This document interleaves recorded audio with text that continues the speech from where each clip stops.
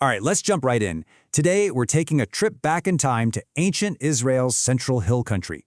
We're going to explore how the land itself, the rocks, the valleys, the hills, pretty much dictated the fate of the people who lived there. This is where geography becomes destiny. So you gotta wonder, right? For thousands of years, this little strip of land has been a hotspot for conflict, a meeting point for empires, and the birthplace of major faiths. What was it about this particular place that made it so incredibly important? Well, the answer isn't just hidden in history books. It's literally written all over the map. And that's really the core idea for us today. In the story of ancient Israel, the geography wasn't just some boring background scenery. No, it was a main character. It influenced everything. Where you could build a fortress, where you'd put a capital city, even how you connected with God. You could say the stage itself directed the entire play. Okay, so let's start our journey up in the north, in the area that belonged to the tribe of Manasseh. Think of this place as the main entrance, the gateway to all of the Central Highlands. Now, before we go any further, I need to give you a quick, super simple key that's going to unlock this whole thing.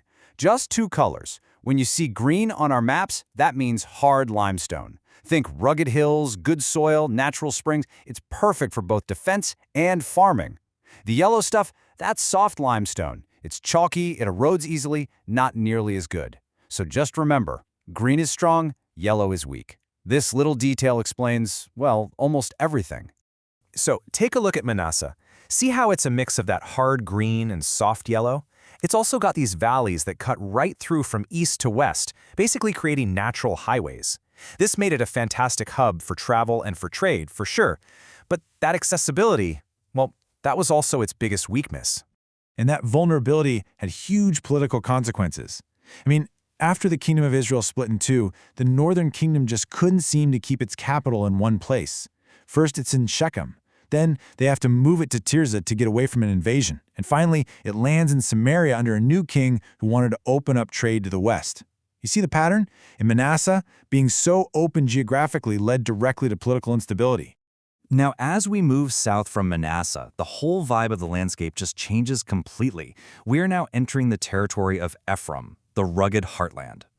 Remember our geology key? Well, look at all that green. Ephraim is almost all hard limestone. And what that created was a landscape of these really deep, V-shaped valleys and jagged hills. It was a real challenge to get through, which also made it incredibly easy to defend. It was, for all intents and purposes, a natural fortress.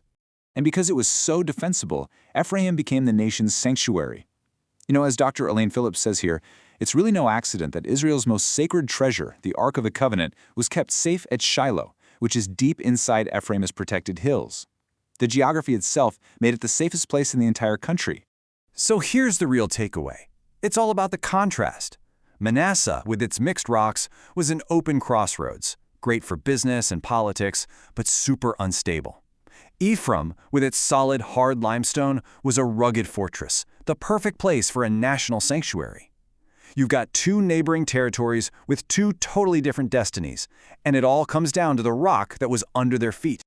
All right, but now we're getting to the most critical piece of real estate in the whole region. It's a tiny little strip of land that would become the ultimate prize, the territory of Benjamin. Benjamin might have been small, but its importance was massive. So why? What was the big deal? Well, it had this relatively flat central plateau.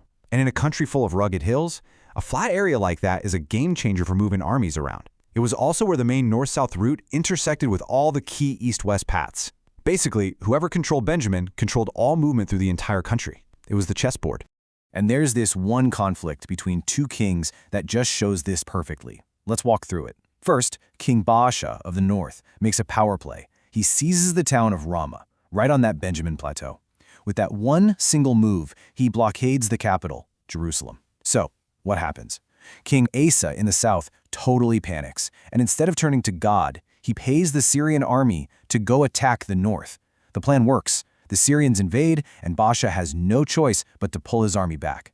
And finally, Asa reclaims Ramah and immediately, and I mean immediately, builds two new forts to lock down that critical crossroads.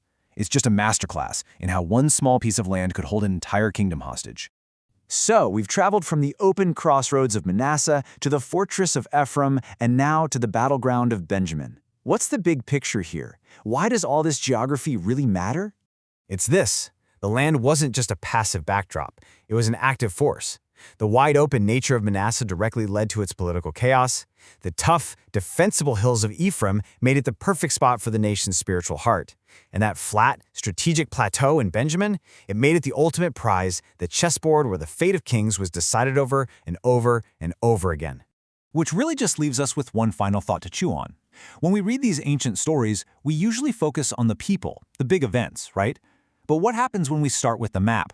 How does really understanding the where, the physical stage of mountains and valleys and plateaus, change how we understand the what that happened on it? It's like putting on a new pair of glasses that can bring history to life in a completely different way.